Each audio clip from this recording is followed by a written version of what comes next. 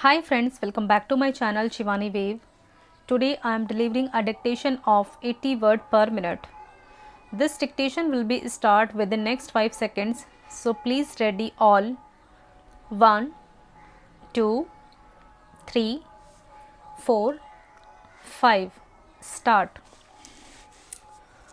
Coming to the internal affairs of the country, Madam Deputy Chairman, the policies of the Government of India for the last 60 years have been so manipulated that the rich people are becoming richer and the poorer sections of the people are becoming still poorer.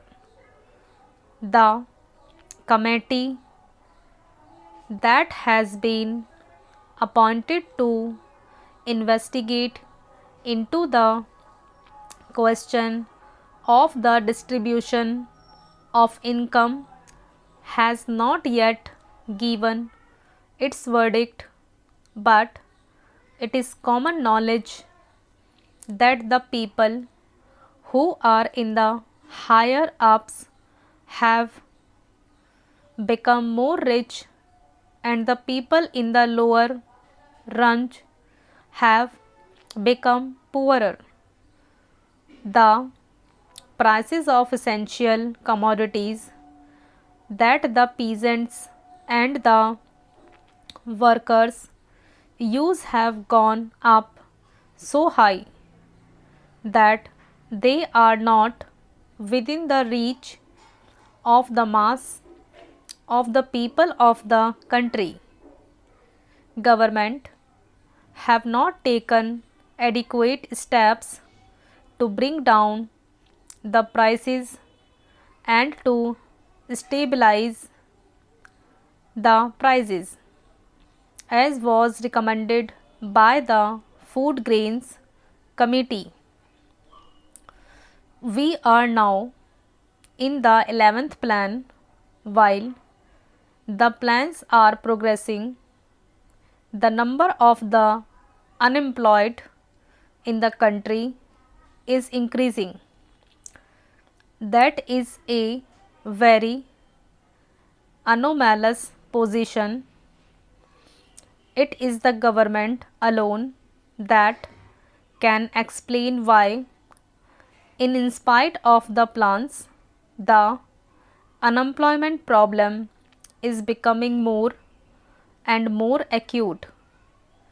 As was rightly pointed out yesterday by some speakers, our agriculture has not been paid due attention that should have been paid to in a country where 80% of the people live on land. Some 3 or 4 years back, when Mr. Ajit Prasad Jain was the Food and Agriculture Minister, he was made to resign under shady circumstances as one who had proved not capable of solving the food problem in the country.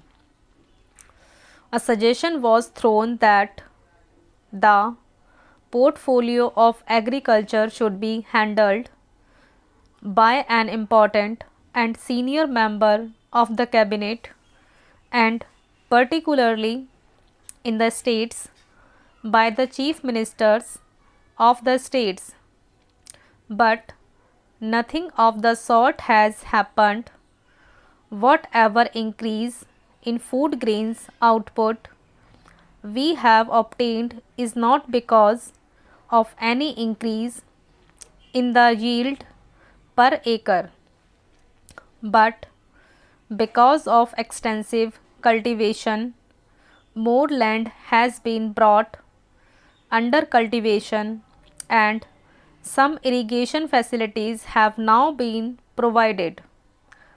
But the increase that we have seen is not in keeping with the demand that is necessary for us to feed 400 million in India.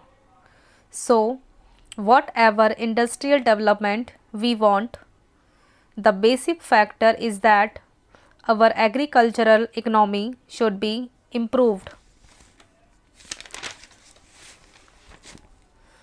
For that, all efforts should be made, more fertilizers should be used, and new methods of cultivation should be employed for growing more food crops and for growing other cash crops. In a review that was published by the Planning Commission itself, they have pointed out that there is acute shortage of power in more than 50% of the states in India. We have accepted a planned economy. We have completed 10 plans and we are now in the 11th plan. I do not know why the Planning Commission or the planners concerned did not foresee this shortage of power in most of the states in India, and why they did not plan generation of more power so that people will not accuse the state governments or the Planning Commission that they did not work out the plans properly in order to have more industries and to have more food grains produced through lift IR irrigation in most of the states in Andhra, in West Bengal, in Bihar, in Karnataka. There is power shortage. Whatever power is available now is being rationed. There are thousands of units of small scale industries which are not working for want of power, and there are thousands of lift irrigation pumps which are denied power supply for purposes of irrigating their lands, and wherever power is supplied, it is supplied during nights, which is not very convenient to make use of the power and use the power for agricultural purposes.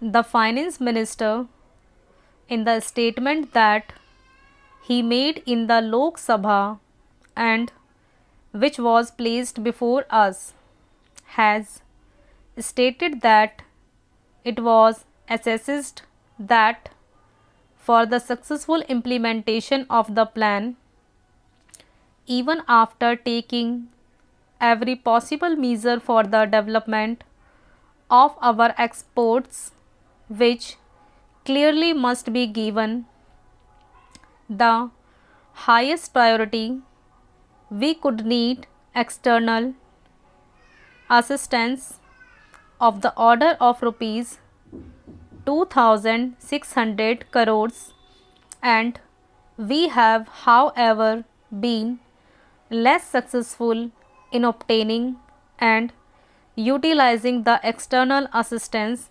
required for financing the imports necessary for our developing economy to industrialize our country and to bring it on par with other well developed countries.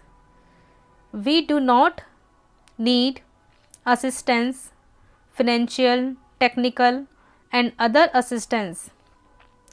The finance minister was so hopeful that he was getting rupees 2,600 crores of foreign aid from Aid India Club and other countries.